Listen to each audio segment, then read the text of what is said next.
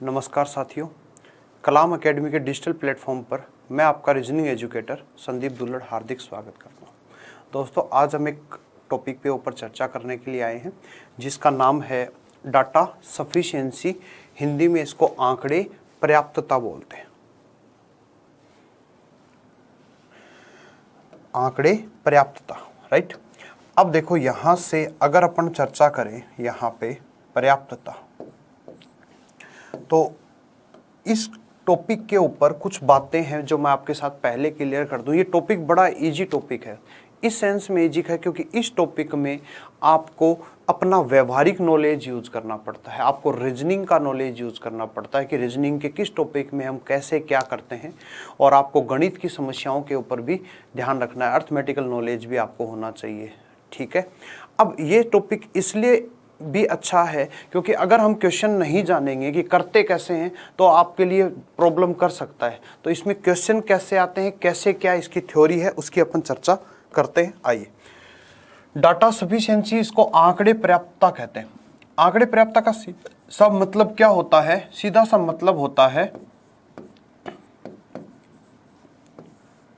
आंकड़े पर्याप्तता का सीधा सा मतलब होता है उपलब्ध कथनों के आधार पर, उपलब्ध कथनों के आधार पर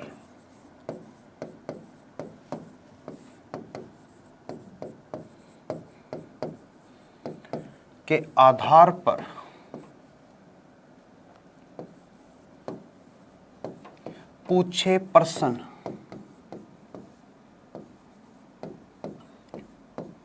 को हल करना। अब ये जो नए जानते हैं वो इसमें थोड़ा सा कंफ्यूज इसलिए हो सकते हैं कि ये क्या डेफिनेशन मैंने लिखी, तो मैं आपको सीधा सा बता देता हूं। डाटा सफिशिएंसी, डाटा का मतलब होता है बच्चों आंकड़ा, और सफिशिएंसी का मतलब है कि क्या पर्याप्त है, पर्याप्तता, ये मतलब आपको एक क्वेश्चन पूछा जाएगा, इस क्वेश्चन का एक फॉर्मेट होता है, वो फॉर्मेट समझे। यहां आपको एक प्रश्न पूछा जाएगा, और जब भी आपको कोई प्रश्न पूछा जाएगा तो उस प्रश्न में कोई ना कोई बात कही जाएगी। अब वो बात यहां पर उस प्रश्न से संबंधित जो बातें बोलेगा वो यहां कथन के रूप में देगा, कहेगा एक कथन है, कथन दो। मोस्ट ऑफ द एग्जाम में दो ही कथन आते हैं, लेकिन कई बार 3 और 4 भी हो जाते हैं, तो आप धीरे धीरे समझ जाओगे। अब प्रश्न में कोई बात पूछेगा और उस बात का जवाब इन नीचे के विकल्प में होगा। अब ये जो टॉपिक है ये ऑप्शंस के ऊपर सबसे ज्यादा डिपेंड करता है कि ऑप्शन कैसे आएंगे। अब ऑप्शन देखिए, ऑप्शन भी ऐसे होंगे, आपसे कोई क्वेश्चन पूछ लिया, उस क्वेश्चन को हल करवाएगा, क्या इसमें दी हुई जानकारी से ये प्रश्न हल हो जाएगा, या इसकी दी हुई जानकारी से हल हो जाएगा, या दोनों को मिला दें तो हल होगा, या दोनों को मिला दें तो भी हल नहीं होगा, राइट, या फिर अकेला ये या अकेला ये, इस तरह से। तो इस तरह से ऑप्शन आएगा, यानी केवल एक से हो सकता है, केवल दो से हो सकता है, एक व दो दोनों से हो सकता है, दोनों को मिला दे तो भी नहीं हो सकता, और या तो एक या दो दोनों से हो सकता है। तो इस तरह से आपको ऑप्शंस को चयन करना है, राइट। अब देखो, इसमें थोड़ी सी इंफॉर्मेशन से बात करते हैं। मैं आपको क्वेश्चन का फॉर्मेट, अगर आप कहें तो मैं आपको क्वेश्चन का फॉर्मेट दिखा सकता हूं। जैसे ये क्वेश्चन आएगा आपके पास, राइट। अब ये क्वेश्चन आएगा तो इस क्वेश्चन में बोला n का मान बताओ, तो एक पर्सन बोला n का मान बताओ। अब इसमें कथन दिया है, पहला कथन क्या कहता है, यदि p बराबर 2n+1 है। अगर p बराबर 2n+1 है तो क्या आप इस n का मान निकाल सकते हो? सर कहोगे निकाल तो लेंगे, कैसे निकालोगे? बोले सर p-1/2। यहां पर आप लोग कहोगे सर n की वैल्यू बताओ, तो आप कहोगे सर p-1/2। लेकिन याद रखना, यहां जो भी वैल्यूज फाइंड करते हैं वो एक सिस्टम में एक नंबर के रूप में होनी चाहिए। यहां तो p फिर एक क्या आ गया, चर राशि आ गई, वेरिएबल राशि आ गई। तो क्या आप यहां n का मान निकाल पाए? बोले सर नहीं निकाल पाए, तो गलत हो गया, यानी इससे आप नहीं निकाल सकते। अब यहां देखो, क्या आप इससे निकाल सकते हो? सर अगर ये इतना देता तो यहां पर भी वही प्रॉब्लम थी, यहां पर भी वही प्रॉब्लम थी, लेकिन ऐसे इसने r की वैल्यू दे दी, और जैसे ही r की वैल्यू दे दी तो यहां 3 × 1 + 2, और 3 × 1 + 2 कितना हो गया? 5। तो n की वैल्यू कितनी है? 5। तो आप किससे निकाल सकते हो? दूसरे से निकाल सकते हो, पहले से नहीं निकाल सकते। तो यहां ऑप्शन को आपको चयन करना है कि क्या आंसर होगा। तो आप कहोगे बोले कौन सा आंसर होगा? तो यहां पर चेक करते हैं, क्या दोनों से निकाल पाए? नहीं। क्या दोनों से नहीं है? नहीं। कौन सा पर्याप्त है? केवल 2 पर्याप्त है, राइट। तो इस तरह से आपको यहां पर क्या करना है, आंसर देना है ना।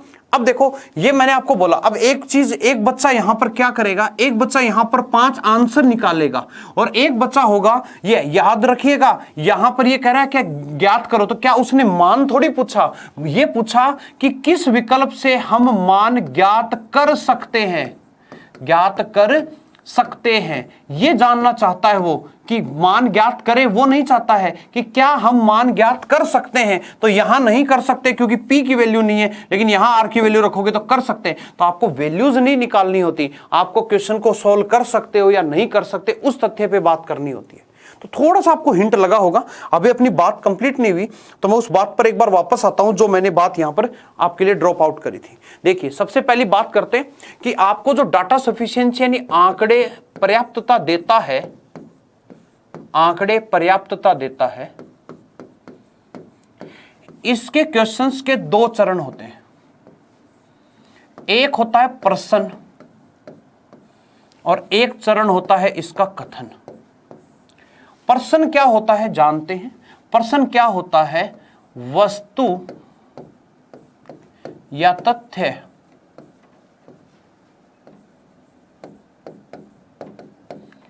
के संदर्भ में जानकारी के संदर्भ में जानकारी प्राप्त करना। यानी आपसे कोई क्वेश्चन देगा और कहेगा कि मुझे इसके संदर्भ में जानकारी प्राप्त करनी चाहिए, यानी जानकारी प्राप्त करनी है या चाहिए। और कथन क्या होता है, कथन होता है वस्तु या संबंध जिसके संबंध में जानकारी दी गई होगी। यानी कथन क्या होंगे, प्रश्न तो हो गया कि किसी की जानकारी चाहिए, और कथन क्या होंगे, कथन होंगे जो ऊपर वस्तु दी हुई है या जो तथ्य दिए हुए हैं उन तथ्यों के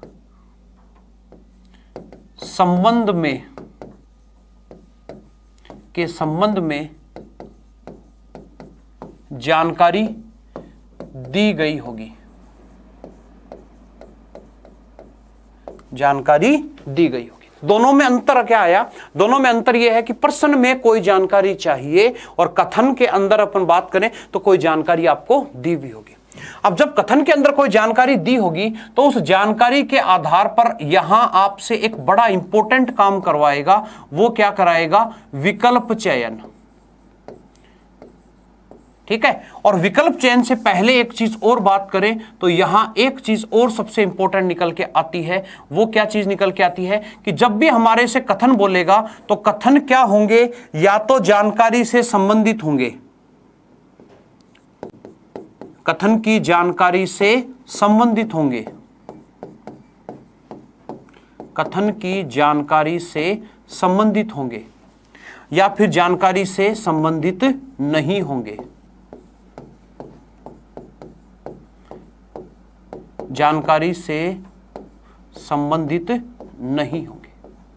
दो बातें, या तो जानकारी से संबंधित होगा या जानकारी से संबंधित नहीं होगा। अगर जानकारी से संबंधित नहीं है, इसका मतलब आप अपने प्रश्न को हल करने के लिए ना तो कथन एक, मैं 2 ही ऑप्शंस की बात कर रहा हूं, जब कथन के रूप में 2 दिए हो तो ना तो 1 ना ही 2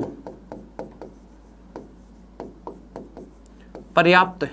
ये चयन होता है हमारे ऑप्शंस में। कथन होगा, कथन में जानकारी होगी, ये हो गया, और इस आधार पर हम लोग क्या करते हैं, अपने विकल्प का चयन करते हैं। और विकल्प के चयन में 2 बातें ध्यान रखते हैं। अगर जानकारी संबंधित है यानी आप उससे सोल्व कर सकते हो या नहीं कर सकते। अगर सोल्व कर सकते हो, नहीं कर सकते तो दोनों ही जानकारी काम की नहीं है। और अगर सोल्व कर सकते हो तो फिर कितना सोल्व कर सकते हो सर, या अकेले से यानी केवल 1 से कर पाओ, केवल 1 पर्याप्त है। लेकिन बच्चों समझ में आई बात, जब केवल 1 पर्याप्त होगा तो दूसरा नहीं होना चाहिए, या फिर केवल 2 पर्याप्त है, यानी कि जब दूसरा पर्याप्त होगा तो पहले वाले से आंसर नहीं आना चाहिए, या फिर कहेगा या तो 1 या 2 पर्याप्त है, इसका मतलब समझे क्या, या तो एक या दो पर्याप्त है। इसका मतलब यह है कि आप अकेले इससे भी निकाल, देखो यहां पर अगर केवल एक का मतलब क्या हुआ कि केवल एक पर्याप्त है तो दूसरा नहीं होना चाहिए, दूसरा पर्याप्त है तो पहला नहीं होना चाहिए, लेकिन यहां पर पहले से भी निकाल सकते हो इंडिविजुअली और दूसरे से भी निकाल सकते हो। तो यहां पर क्या होता है, यहां पर दोनों एक दूसरे से क्या रहते हैं, स्वतंत्र रहते हैं। और कई बार क्या होगा कि आधी इंफॉर्मेशन पहले में होगी आधी दूसरे में होगी, तो दोनों को मिलाना पड़ेगा, तब हम बोलेंगे एक व दो दोनों पर्याप्त है, एक व दो दोनों पर्याप्त है, इस तरह से बोले। तो इस तरह से हमारे सामने क्वेश्चन में जानकारी आएगी। अब देखो वापस मैंने जो बात पीछे बोली वही है, अब इसी बात को विकल्प चयन को ऑप्शन में देगा। यदि केवल कथन एक पर्याप्त हो, यानी दो एक पर्याप्त है, इसका मतलब दूसरे से आप आंसर नहीं निकाल सकते, सिर्फ और सिर्फ किससे निकाल सकते हो, एक से। यहां केवल दो कथन पर्याप्त है, मतलब एक से नहीं निकाल सकते। और यहां कह रहा है या तो कथन एक, यानी स्वतंत्र रूप से आप एक से भी निकाल सकते हो और दो से भी निकाल सकते हो। तो दोनों को मिलाने की जरूरत नहीं है, आप अलग अलग भी निकाल सकते हो, यानी यहां पर अलग अलग भी ऑप्शन से आप निकाल सकते हो। नेक्स्ट, एक और दो दोनों पर्याप्त है, यानी कि दोनों को मिलाकर पर्याप्त है, और या फिर दोनों से पर्याप्त नहीं है, राइट। लेकिन अब यहां पर जब हम इन क्वेश्चंस को करते हैं, ये देखो जैसे मैंने क्वेश्चन किया, तो इस क्वेश्चन में मैंने आपको बोला कि क्या आप यहां n का मान निकाल सकते हो, तो सर n का मान तो निकाल देंगे, लेकिन p का मान चाहिए, नहीं निकाल सकते, गलत हो गया, तो जानकारी पर्याप्त नहीं है। लेकिन दूसरे से देखो, हाँ बिल्कुल। तो अब अपना क्या है कि पहला नहीं है, पहला गलत हो गया, और दूसरा क्या है, सही है। तो दूसरा सही है, इसलिए आंसर केवल दो पर्याप्त आ गया, राइट। और ये कब होता, जब केवल एक पर्याप्त होता तब। तो आंसर क्या करेंगे आप, विकल्प में 2-3 नंबर ऑप्शन कर देंगे। अब यहां पर सबसे इंपॉर्टेंट, ये सबसे इंपॉर्टेंट पॉइंट है जिसको हमें समझना है। क्या, यदि आप निश्चित डाटा से उत्तर तक पहुंच सकते हैं तो उसके लिए उत्तर की गणना करना क्या नहीं है, आवश्यक नहीं है।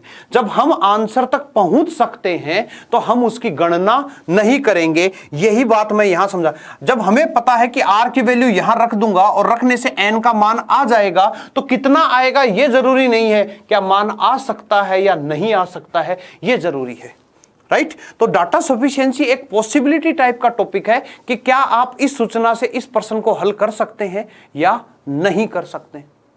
हल करना नहीं है, हल कर सकते हैं कि नहीं कर सकते, उसकी संभावना के बीच में, और ऑप्शंस कैसे पिक करने वो। इसलिए ये टॉपिक कई बार जब हम पहली बार एग्जाम में इसको फेस करते हैं तो सामान्यतः ऑप्शन चयन में हमसे गलती हो जाती है। हमारा आंसर एक आता है, लेकिन उस ऑप्शन का आंसर एक और दो दोनों मिला के भी हो सकता है। तो उन चीजों से बचने के लिए अब हमें ये टॉपिक अच्छे से करना पड़ेगा। अब दूसरा देखो, जब आप डाटा पर्याप्तता के सवाल कर रहे होते हैं तो आपको अपना समय अनावश्यक गणनाओं में बर्बाद नहीं करना चाहिए। मतलब कि पूरे को सोल्व करके देखना जरूरी नहीं है, आप उसको सिर्फ देखें और देख करके क्या कर पाओगे कि नहीं। लेकिन निश्चित रूप से किसी भी प्रश्न में यदि गणना की आवश्यकता होती है तो निश्चित डाटा की उपयोगिता के लिए गणना करना है। अगर जरूरी हो तो ही करना, अन्यथा मत करो।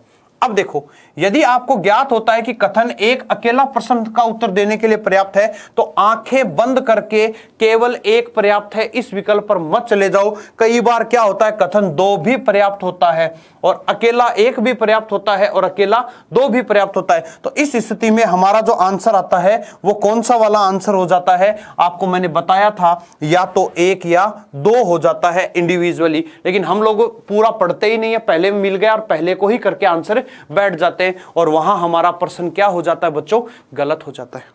ओके, तो अब अपन इनके क्वेश्चंस कैसे आते हैं उन पे चर्चाएं करते हैं। ये तीन गणनाएं हैं, तीन पॉइंट्स हैं एक तरह से। ये तीनों पॉइंट्स को आपको ध्यान रखना है। एक तो आपको क्या करना है, अनावश्यक उत्तर तक पहुंच सकते हो तो उसके लिए गणना जरूरी नहीं है।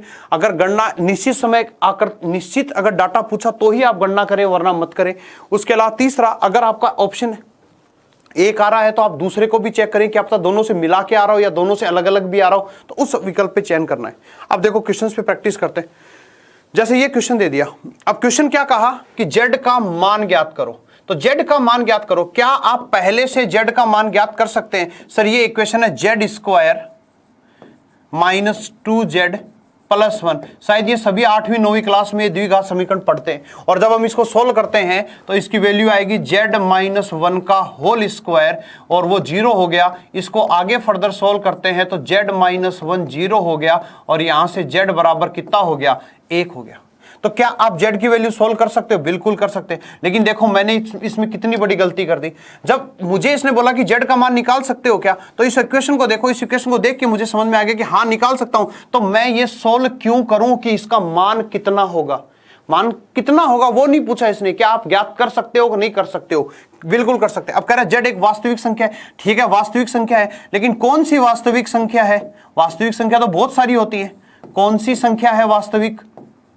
वास्तविक संख्या तो बहुत सारी है। तो क्या ये इस इंफॉर्मेशन से आप z का मान निकाल सकते हो? सर नहीं निकाल सकते, लेकिन इस इंफॉर्मेशन से निकाल सकते हैं। और जब इस इंफॉर्मेशन से निकाल सकते हैं तो हमारा आंसर क्या होगा कि केवल एक कथन हमारा उत्तर देने के लिए क्या है, पर्याप्त है। बोलिए, बढ़ते हैं नेक्स्ट की तरफ। अब ये देखो क्वेश्चन में दिया हुआ है, आराम से पढ़िए और करते हैं। बॉक्स में रखे फलों में 50% सेव है। ठीक है बात, जितने भी सेव हैं उसमें से 50% सेव है, लेकिन कुल कितने फल हैं? कुल फल पता है क्या? सर नहीं पता। और नहीं पता तो 50% सेव हैं, क्या पता? कोई नहीं आइडिया, तो इससे नहीं है। अब देखो बॉक्स में रखे कितने, 100 फल, और 100 फलों में संतरा और केला मिलाकर कितने, संतरा और केला मिलाकर कितने, 50 है। ठीक है, अब देखो एक बक्से में 3 ही तो फल रखे हुए हैं, संतरा है, केला है और सेब है। ठीक है, संतरा, केला और सेब 3 ही फल है। 3 में से संतरा और केला 50% हैं, तो बाकी 50% क्या हैं? बाकी 50% क्या है सर? बाकी 50% सेब है। क्यों? क्योंकि टोटल 100% थे, 100% में से 50% अगर संतरा और केला है तो बाकी 50% सेब होंगे, और तो यानी 100 फलों में से 50 सेब होंगे और 50 संतरा और केला होंगे। अब इनमें से कौन सा कितना ये नहीं पता है, लेकिन दोनों मिला के 50%, यानी इनकी संख्या में ये कितने होंगे, ये 50 होंगे, और ये 50 होंगे पूरे 100 तो ये। लेकिन वापस मैंने एक गलती कर दी कि मैंने इस क्वेश्चन को सोल्व कर दिया। क्या इसको सोल्व करने की जरूरत थी? क्या आप इससे निकाल पा रहे हो? नहीं सर। लेकिन क्या इससे निकाल पाओगे? हाँ सर, ये 100 है और वो दोनों 50% है, तो बाकी 50% हो गए। हाँ सर, इससे निकाल सकता हूं, लेकिन एक से निकाल सकता हूं क्या? नहीं। तो बोलिए कौन सा आंसर उत्तर देने के लिए पर्याप्त हुआ? 2 नंबर ऑप्शन। तो दूसरे नंबर ऑप्शन से हम क्वेश्चन को हल कर सकते हैं। बढ़ते हैं नेक्स्ट की तरफ। अब ये देखो बड़ा कॉमन सेंस का है। एक बात और बता देता हूं, इस टॉपिक के लिए आपको coding, decoding, ranking, analogy, calendar, घड़ी, सारे टॉपिक्स का नॉलेज होना बहुत जरूरी है। आइए अब ये देखो, ये क्वेश्चन क्या है भाई, चमेली के फूल का रंग क्या होगा? अब देखो ये कोडिंग डिकोडिंग का क्वेश्चन है, और अब मैं आपको एक छोटी सी बात बता देता हूं कि चमेली का जो फूल होता है, अब आप इसका कलर जानते हो क्या? पहले ये बताओ। अब अगर जानते हो तो ये बढ़िया है, नहीं तो नहीं जानते। जैसे सूरजमुखी के पुष्प का रंग पीला होता है, ऐसे चमेली के पुष्प का रंग जनरली सफेद होता है। मैंने आपको वाक्य शब्द कोडिंग के अंदर ये बात सिखाई थी, यदि लाल को हरा, हरे को काला, काले को पीला कहा जाए, तो उस टॉपिक में जब हमने चर्चा करी थी तो ऐसे क्वेश्चंस को वहां पे चर्चा करी थी। तो ये वाला है, जनरली लाल सफेद होता है, लेकिन कुछ ऐसे प्रजातियां भी होती हैं जहां पर इसका रंग पीला भी होता है, लेकिन जनरली सफेद होता है। तो आपको एक्चुअल में सफेद का कोड निकालना है। अब देखो, नीले को सफेद, सफेद को लाल, तो आगे जाने की जरूरत नहीं है आपको। आपका जो क्वेश्चन है वो किससे संबंधित है? सफेद से, और सफेद को इसने क्या कहा? लाल। क्या आप इससे निकाल सकते हो क्या? सर बिल्कुल निकाल सकते हैं। अब दूसरे में आ जाओ, पीले को बैंगनी, बैंगनी को काला, और काला, सफेद को भूरा। अगेन दोबारा सफेद का कोड दिया है कि नहीं दिया है? हमारा क्वेश्चन सफेद से रिलेटेड, तो सफेद का कोड यहां भी दिया है, सफेद का कोड यहां भी दिया है, तो मैं इससे भी निकाल सकता हूं और इससे भी। अब देखो यहां पर ऑप्शन चयन में एक गलती होगी।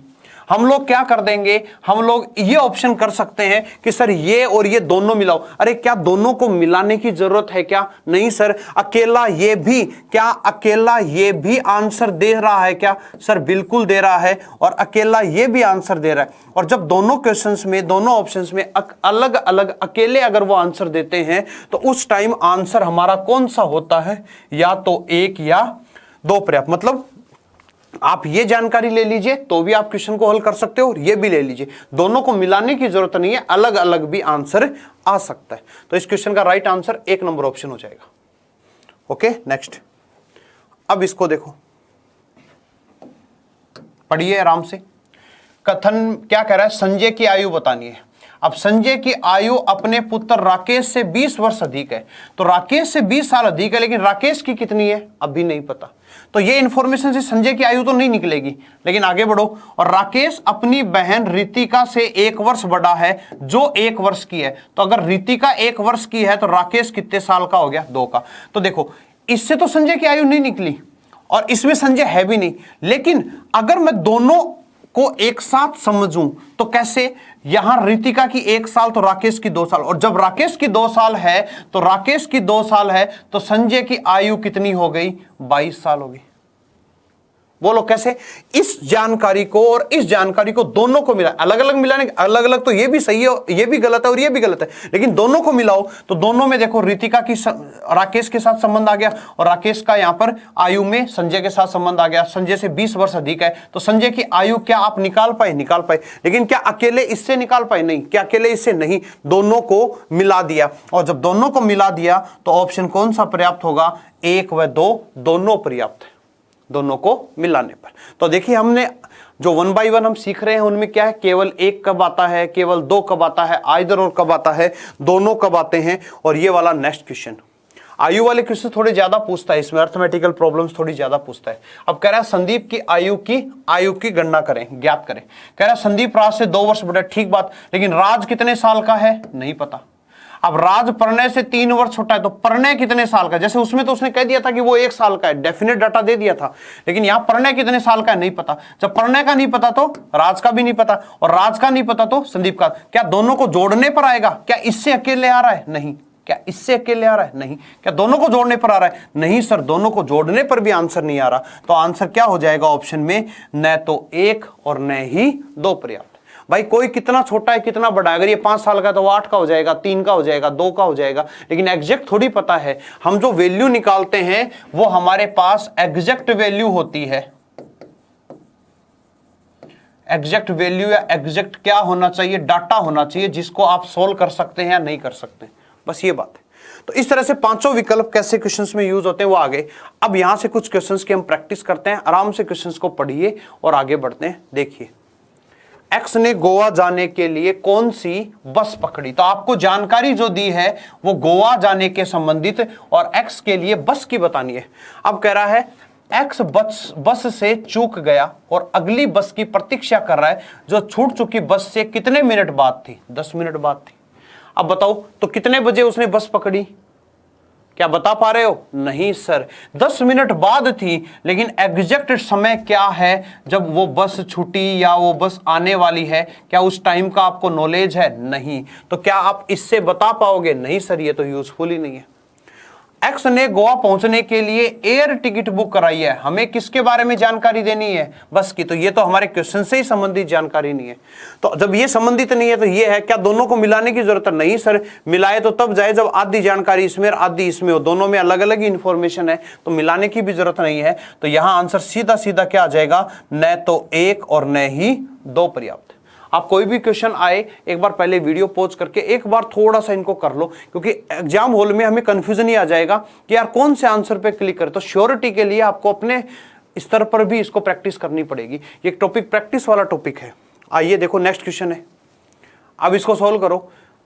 रैंकिंग का क्वेश्चन है जो कि आपको इसमें पूछा हुआ है। PQRS में सबसे नाटा, यानी नाटा का मतलब हो गया सबसे छोटा कौन है, ये पूछा इसने। तो कह रहा है S R जितना लंबा नहीं है, तो S है वो R जितना लंबा नहीं है, यानी R लंबा है किंतु Q से लंबा है। तो S R जितना लंबा नहीं है, लेकिन S किससे लंबा है, Q से लंबा है, तो Q इससे छोटा हो गया, राइट। अब अगर बच्चों इतनी सी जानकारी मैं रखूं, अगर ये वाली जानकारी ना दो, तो क्या आप बता सकते हो सबसे बड़ा कौन, नहीं सर, सबसे बड़ा यहां भी हो सकता है, यहां भी हो सकता है, राइट। 4 ही तो लोग हैं, लेकिन एक लोग कहीं भी हो सकते, लेकिन आगे क्या बोला, R सबसे लंबा नहीं है, तो सबसे लंबा नहीं, इसका मतलब कोई ना कोई और लंबा है। अब कतार में कितने लोग हैं, PQRS, तो R आ गया, S आ गया, Q आ गया, बच गया कौन, P आ गया। अब बोला सबसे लंबा बता सकते हो, हाँ बताओ कैसे, क्या अकेले इससे बता पाए या अकेले इससे? नहीं, तो केवल एक और केवल दो पर्याप्त नहीं है सर, दोनों को मिलाया तब हमारा आंसर आया। तो आइदर और नहीं बोल सकते, आइदर और तो तब बोलते जब इससे भी आ रहा होता और इससे भी। तो यहां तो मेरे को ये और ये दोनों इंफॉर्मेशन को एक साथ लिया, क्योंकि इस इंफॉर्मेशन से तो इनके बारे में जानकारी आ गई और इसने बोला ये वाली बात ने बोली तो हमें पी की निश्चित पोजीशन पता चल गई, तो दोनों को मिलाया तब हमारा क्वेश्चन सोल्व हुआ।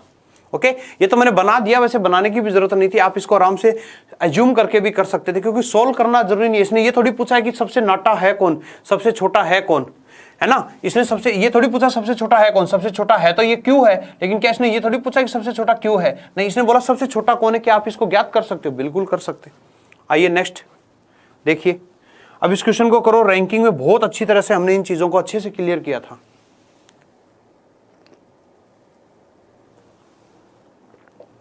देखिए 50 छात्रों की एक पंक्ति में सुरेश और मोहन के बीच कितने लोग हैं? अब आपको याद हो जब भी मैंने मध्य निकालना सिखाया था, तो जब हम रैंकिंग का टॉपिक पढ़ रहे थे, तो देखो अभी ये क्वेश्चन रैंकिंग के हिसाब से बता देता हूं एक बार। जब हम रैंकिंग का टॉपिक पढ़ रहे थे तो हमने जब दो लोग अलग अलग थे, आपको याद आ रहा होगा हल्का सा, जब दो लोग अलग अलग थे, यानी एक ये था और ये बी था, और यहां का डाटा मध्य वाला डाटा था, और ए की पोजीशन बाएं से थी और बी की पोजीशन दाएं से थी, तो इस आधार पर कतार में हमने दो तरह से सदस्य लिखे थे, याद आ रहा होगा। एक तो कतार में अधिकतम सदस्य, और उसके लिए क्या किया था, उसके लिए बायां प्लस दायां प्लस क्या किया था, मध्य किया था। लेकिन अगर कतार में न्यूनतम सदस्य की चर्चा करते हैं तो उस टाइम हम लोगों ने क्या किया था, उसमें किया था बायां प्लस दायां माइनस मध्य -2 किया था, याद आ रहा होगा।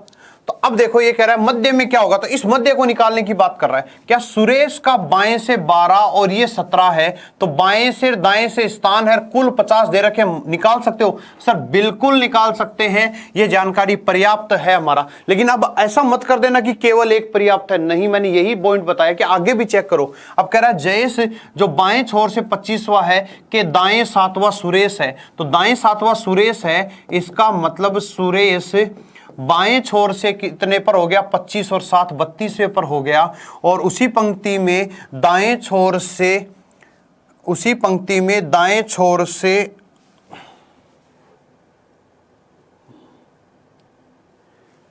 सॉरी एक वर्ड में मिस्टेक हो गई, यहां पर एक वर्ड देखिए एक बार, यहां पे मोहन है, यहां पे मोहन है, तो देखो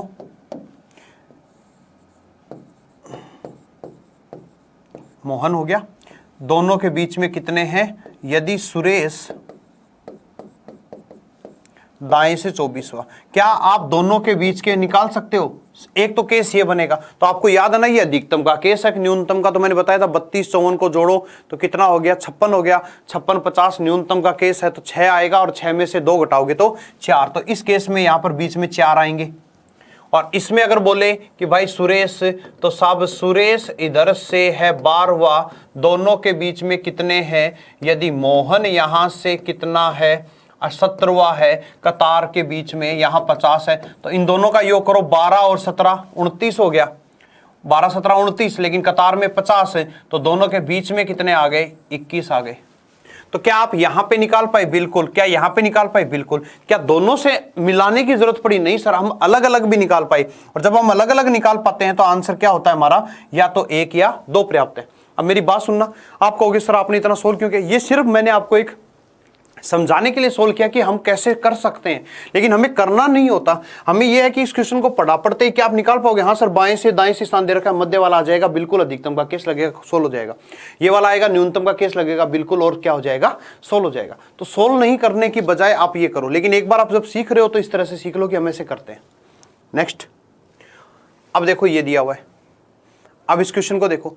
रवि ने रविवार को wings of fire, APJ Abdul Kalam sahab की किताब है, पुस्तक के कितने प्रश्न पढ़े? आराम से देखिए, करिए।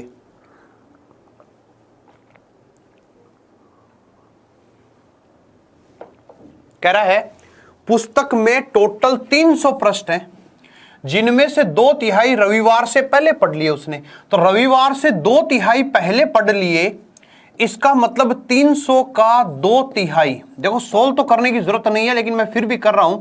2/3 का मतलब कितने प्रश्न पहले पढ़ लिए? 200 प्रश्न रविवार से पहले। कब से पहले? रविवार से पहले पढ़ लिए। अब कह रहा है ये कब पढ़े? सोमवार की सुबह अंतिम 40। तो सोमवार को उसने अंतिम 40 पढ़ लिए। इसका मतलब बुक पूरी हो गई। तो बुक में पेज कितने थे? 300 थे। 300 में से रविवार से पहले उसने 200 पढ़ लिए और सोमवार को उसने 40 पढ़ लिए। तो इसका मतलब बच गए कितने? 60 पेज। ये 60 कब पढ़े? सर रविवार को पढ़े। कब पढ़े? रविवार। और उसने यही तो पूछा कि रविवार को कितने पढ़े? 60। लेकिन क्या आप वापस मैं वही बात बोल रहा हूं, क्या निकालने की जरूरत थी? नहीं। आप यहां देखो सर, यहां से रविवार से पहले के पेज आ जाएंगे, यहां सोमवार के बाद के पेज आ जाएंगे। तो टोटल पेज 300 थे, उसमें से घटा दे। लेकिन दोनों इंफॉर्मेशन की एक साथ जरूरत पड़ी कि नहीं पड़ी? पड़ी सर। अकेला इससे नहीं बता सकता, क्योंकि अगर इससे पहले पढ़े तो रविवार को कितने, तो ये नहीं बोला शेष है, तो हो सकता है आगे वाले 100 पेज एक दिन में पढ़ जाए, नहीं भी पढ़े। लेकिन यहां से दोनों को मिलाने के बाद हो गया। तो आंसर क्या हो गया? 1 और 2 दोनों पर्याप्त है। अब आइए नेक्स्ट। बड़ा अच्छा क्वेश्चन है, सोचिए इसका आंसर क्या होगा। पी क्यू से किस प्रकार संबंधित है, यानी पी और क्यू के मध्य रिश्ता क्या है। अब देखो यहां पर जब रिश्ते के क्वेश्चंस भी आते हैं, ब्लड रिलेशन वाले, तो एक चीज का आपको ध्यान रखना है कि एग्जैक्ट रिश्ता आ रहा है कि नहीं आ रहा है, यानी भाई है या बहन है, ऐसा है। अब ऐसा ऑप्शन भी आ जाए ना भाई या बहन है, तो वो वाला हम वैलिड नहीं मानते, वो अपर्याप्त में ही मान के रखते हैं। अब देखो क्या कह रहा है, क्यू कहता है कि मेरा केवल एक भाई है, ठीक बात। पी कहता है कि मेरी केवल एक भाई है, बिल्कुल सही बात है। लेकिन मुझे यह बताओ कि इन दोनों को अगर मैं जोड़ भी दूं, तो जोड़ने पर पी व क्यू के मध्य, पी व क्यू के मध्य आपस का रिश्ता पता है क्या?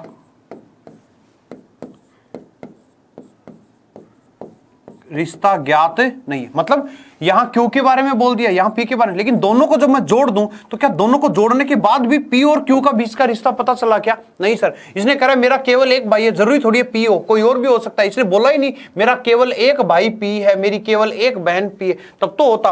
तो क्या दोनों को जोड़ने पर भी आंसर आएगा क्या? नहीं सर, दोनों को जोड़ने पर भी आंसर नहीं आएगा। तो आंसर क्या होगा? 1 व 2 दोनों ही पर्याप्त नहीं है। तो यानी न तो 1 और न ही 2 पर्याप्त। बढ़ते हैं नेक्स्ट की तरफ। अब ये देखो, बड़ा अच्छा क्वेश्चन है, इजी क्वेश्चन है। डाटा दी हुई है और ये आपको पर्सन दिया हुआ है। पर्सन क्या पूछा हुआ है देखिए, आपको लिखा हुआ है, ये सभी एग्जाम के आए हुए क्वेश्चंस हैं। आज ट्रेन कितने बजे छूटी? आज का ट्रेन का टाइम है। ट्रेन सामान्यतः अपने समय पर छूटती है, लेकिन कौन सा समय नहीं पता। निर्धारित प्रस्थान समय 15:30 है, ठीक है। 15:30 का मतलब जान गए आप कि सर 3:30 है, तो निर्धारित तो 3:30 है और ट्रेन सामान्यतः अपने समय पर छूटती है, तो 3:30 पर छूटती है। लेकिन आज ट्रेन कितने बजे छूटी? क्या उसने ये थोड़ी बोला कि एग्जैक्टली 3:30 ही छूटी हुई है। इसने बोला कि ट्रेन का निर्धारित प्रस्थान समय तो 3:30 का है, ट्रेन सामान्यतः अपने समय पर। एक वर्ड होता है यहां पर बच्चों हमेशा, और एक होता है सामान्यतः। देखो इसका मतलब बताता हूं। जैसे मान लो अगर आपकी क्लास का 8 बजे का टाइम होता है, तो अगर मैं बोलूं कि मैं 8 बजे क्लास लेता हूं, मतलब 8 बजे क्लास लेता हूं। लेकिन अगर मैं 8:10 पर भी क्लास ले लूं या कई बार 7:50 पर भी क्लास लूं, तो मैं हमेशा न बोलकर हम कौन सा वर्ड यूज करते हैं? प्राय सामान्यतः, ओकेजनली, है ना, वो वाला वर्ड यूज करते हैं। तो इसलिए सामान्यतः वर्ड में 3:30 की जगह 3:28 भी चल जाता और 3:33 भी। तो क्या एग्जैक्ट आपको टाइम पता चला क्या? नहीं सर, एग्जैक्ट टाइम नहीं पता चला। दोनों को मिला दे तो भी पता नहीं चला। तो यानी यहां आंसर क्या होगा? सूचना क्या है? अपर्याप्त है। देखो दोनों कथन आवश्यक है, नहीं। अकेला कथन 2 है, नहीं। अकेला कथन 1 है, नहीं। सूचना क्या है? अपर्याप्त है। ये अपर्याप्त है, डाटा इनएडिक्वेट है। ये क्यों बोलता है? ये इसलिए बोलता है क्योंकि आपको ये थोड़ी पता चला कि भाई आज कितने बजे छुट्टी, सामान्यतः कितने बजे छूटती है, कैसा कुछ है, कोई भी डाटा नहीं है, तो इसलिए। वरना ये ना होता तो आंसर क्या होता? न तो 1 और न ही 2 पर्याप्त है। अब ये देखो, दिनेश के कितने भाई हैं? दिनेश के कितने भाई? अब दिनेश की मां के, अब पहले वाले को डायग्राम बनाओ, तो कह रहा है दिनेश की मां के 3 बच्चे हैं। ये है दिनेश और दिनेश की माता जी के 3 बच्चे हैं। तो यहां से 3 बच्चे आ गए, 1, 2 और 3 है। अब कह रहा है दिनेश की 2 बहनें हैं, तो ये दिनेश है और दिनेश की 2 बहनें हैं, तो ये 2 बहन हो गए, और दिनेश की मां के 3 बच्चे हो गए और दिनेश के 2 बहनें होगी। अब दोनों को मैंने मिला दिया। अब बताओ क्या अकेला आप इससे बता पा रहे थे? नहीं सर भाई कितने नहीं पता, क्योंकि तीनों बच्चों में हो सकता है तीनों भाई हो, लेकिन यहां बोला दिनेश की 2 बहनें, तो अब मैं 100% बता सकता हूं कि दिनेश अकेला एक भाई है और 2 क्या है बहनें हैं। तो दिनेश की मां के 1 बेटा और 2 बेटी हैं। दिनेश के कितने भाई हैं? तो 100% कह सकता हूं कि दिनेश का कोई भी भाई नहीं है, क्योंकि दिनेश अकेला है, दिनेश का कोई भाई नहीं है। तो कब पता चला? दोनों को जोड़ने के बाद। इसलिए आंसर क्या हो जाएगा? दोनों कथन आवश्यक है। राइट, नेक्स्ट बढ़ते हैं। अब ये देखो, दिए गए प्रश्न को पढ़े और निर्णय ले कि निम्नलिखित में से कौन सा कथन प्रश्न का उत्तर देने के लिए पर्याप्त है। कह रहा है T1, T2 और T3 में से कौन सी रोड सबसे लंबी। अब कह रहा है T2 T1 और T3 से लंबा है। अब T2 किससे लंबा है? T2 लंबा है T1 और T3 दोनों से लंबा है। तो क्या आप इस आधार पर यह कह सकते हो कि कौन सी रोड सबसे लंबी है? बिल्कुल सर, इसी से बता सकता हूं कि T2 लंबी है। अब कह रहा है T2 एक लोहे की रोड है। अरे भाई लोहे की है क्या है, हमें उससे थोड़ी पता है। उसने बोला लंबी, लेंथ की बतानी है, तो ये तो अनावश्यक इंफॉर्मेशन होगी। तो बताइए क्या आप अकेले एक से निकाल सकते हो? सर अकेले एक से निकाल सकते हो, तो अकेला आंसर 1 हो गया।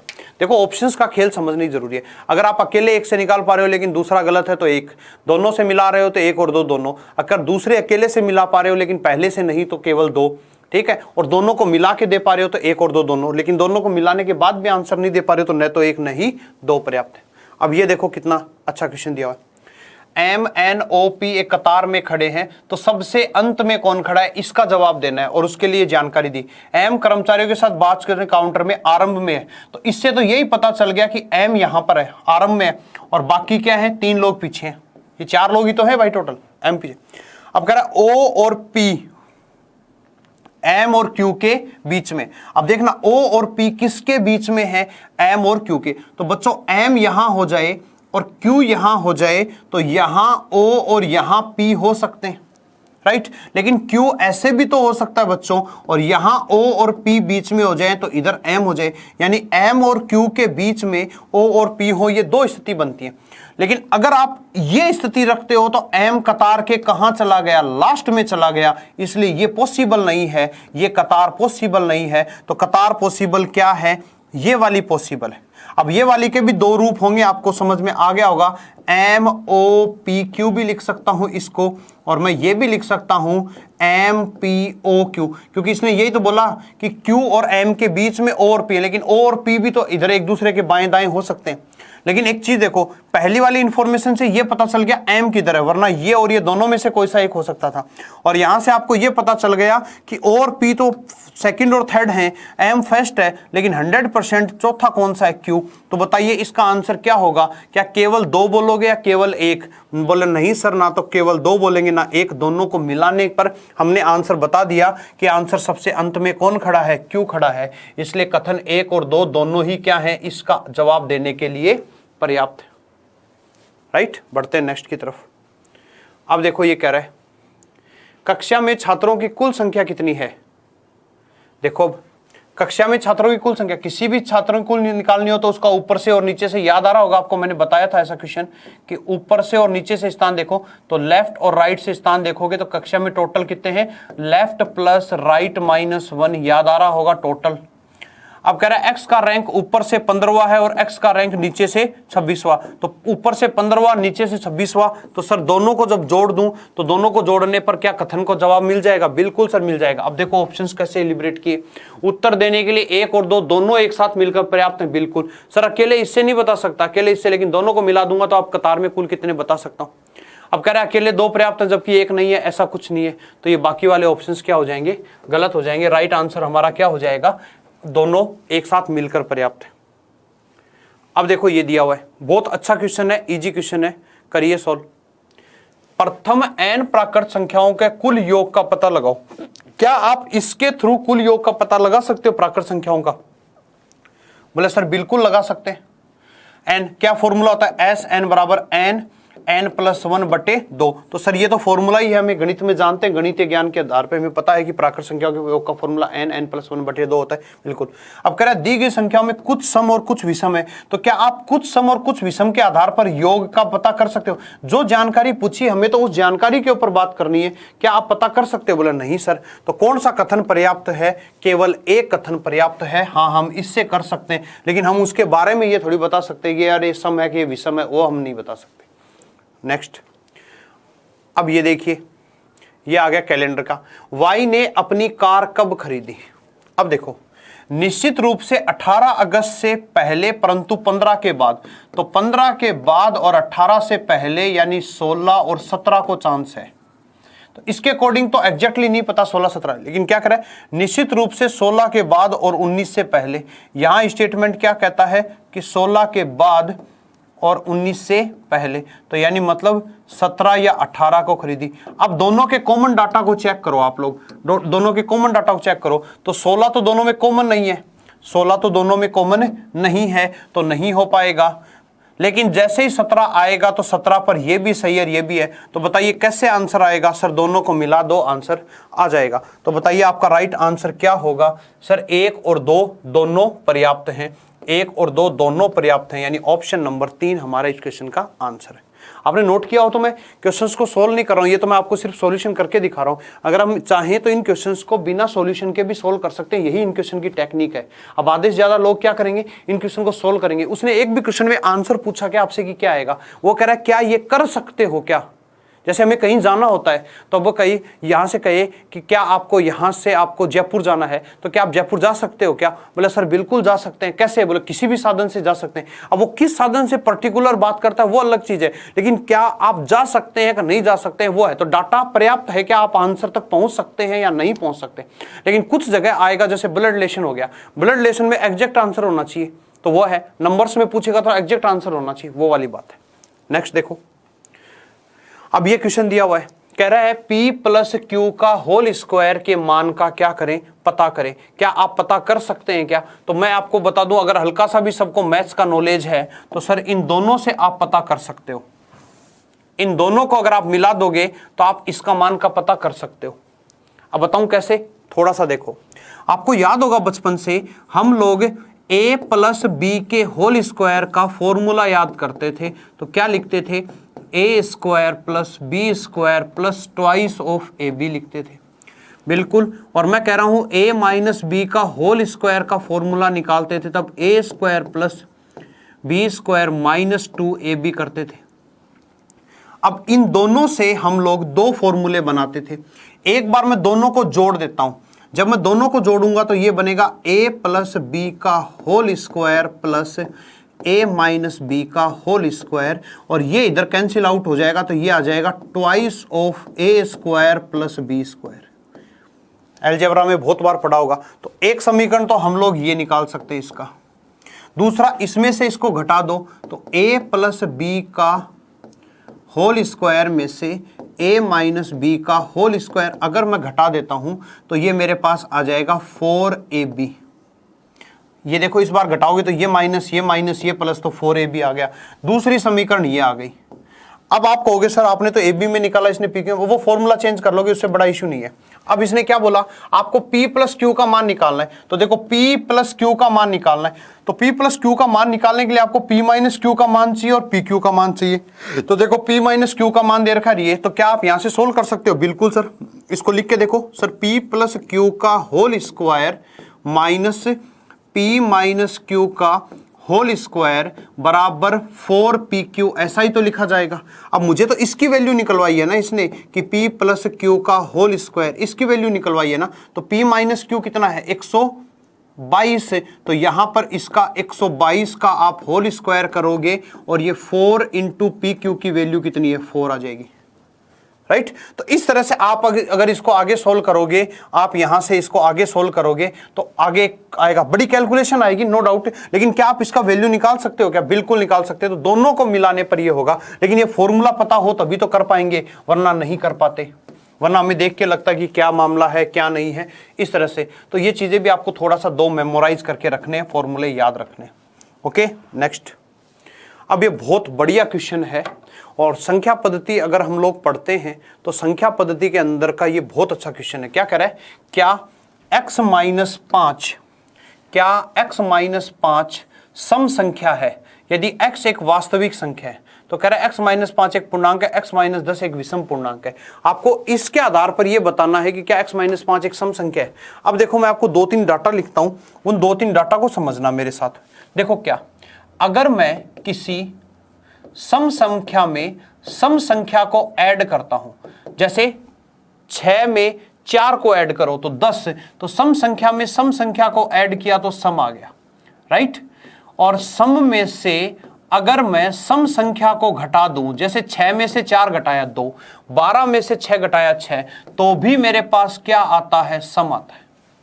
ये जानते हैं ना आप लोग, बिल्कुल। आगे बढ़ते हैं। अब मैं कह रहा हूं विषम संख्या में से सम संख्या जोड़ दो,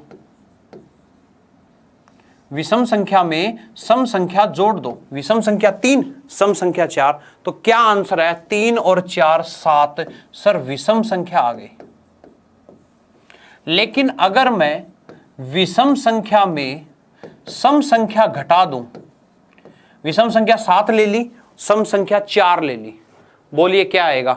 तो विषम संख्या में से मैंने अगर सम संख्या को घटा दिया तो भी मेरे पास क्या आया, विषम संख्या आई। अब इन्हीं पॉइंट के आधार पर इस क्वेश्चन को सोल्व करते हैं।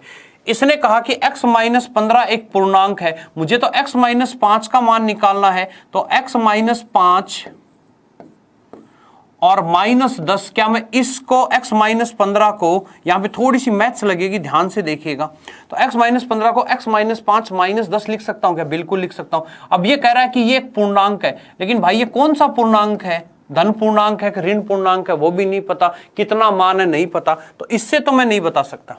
अब कह रहा है ये देखो x माइनस 10 एक क्या है, विषम पूर्णांक है। अब देखो x माइनस 10 को, इसको कैसे लिखूंगा, इसको लिखा मैंने x माइनस 5 और माइनस में कितना 5, बोलो x माइनस 10 हो गया, और इसकी वैल्यू इसने क्या बताई है, विषम बताई है। बोलो ये बात समझ में आई क्या, कि x माइनस 10 एक विषम पूर्णांक है, तो x माइनस 10 एक विषम है, तो मैंने इसको अपनी सहूलियत के लिए क्या लिख लिया, मैंने ये लिख लिया कि x माइनस 5 माइनस 5 बराबर विषम। अब बताओ अगर कोई संख्या विषम है तो क्या चांस है, ये दोनों में से ही कोई चांस होंगे, ये है। अब देखो अगर यहां बीच में प्लस लगता है तो पहली वाली संख्या विषम होनी चाहिए, और माइनस लगता है तो भी पहली विषम दूसरी सम, ठीक है। चलो, या फिर ऐसे बोल सकते हो आप इसको, इधर सम में से विषम घटा दो, ये ऐसे भी बोल सकते हो कि सर सम में से अगर मैं विषम घटा दूं तो देखो सम कितना है 10 ले लो और विषम 5, तो भी मेरे पास लास्ट में कितना आएगा, विषम आ जाएगा, कोई दिक्कत वाली बात नहीं है। तो अब देखो यहां से अगर ये संख्या विषम है, दे रखी है, और ये 5 क्या है, सर 5 भी तो विषम ही है, और बीच में क्या लगा हुआ, माइनस का निशान। तो गौर से देखो ना, ये विषम, यहां भी विषम, बीच में क्या लगा हुआ, माइनस का निशान। तो ये संख्या क्या होनी चाहिए, सर 100% सम होनी चाहिए, तभी गणित की ये इक्वेलिटी होल्ड करेगी कि सम में से विषम घटाते हो तो विषम बचना चाहिए। तो इसका मतलब हम ये कह सकते हैं कि x माइनस 5 एक क्या है, सम संख्या है। इसलिए आप कौन से बता सकते हो, केवल 2 से पर्याप्त, केवल 2 पर्याप्त है, लेकिन 1 क्या है, पर्याप्त नहीं। बोलिए, राइट। चलिए, तो यहां तक की अपनी बातें हो गई कि कैसे इसमें क्वेश्चंस आते हैं। देखिए अच्छे क्वेश्चंस आते हैं इस टॉपिक से भी, और एक बार नॉलेज में होना बहुत जरूरी है। कंपटीशन में कम पूछे जाते हैं, लेकिन अगर मान लीजिए पूछ लिया तो क्या करोगे, तो उसके लिए आपको इन चीज़ों के बारे में बेसिक नॉलेज होना जरूरी है, कैसे कब आंसर देना है। एक एक क्वेश्चन हर एग्जाम के लिए इंपॉर्टेंट होता है, हर टॉपिक इंपॉर्टेंट होता है सिलेक्शन लेने वाले विद्यार्थियों के लिए। बाकी छोड़ने वालों के लिए आप भी जानते हो कि छोड़ने वालों के लिए कुछ भी नहीं होता सिवाय आशीर्वाद के। तो यहाँ तक की अपनी बातें हैं इस टॉपिक के साथ।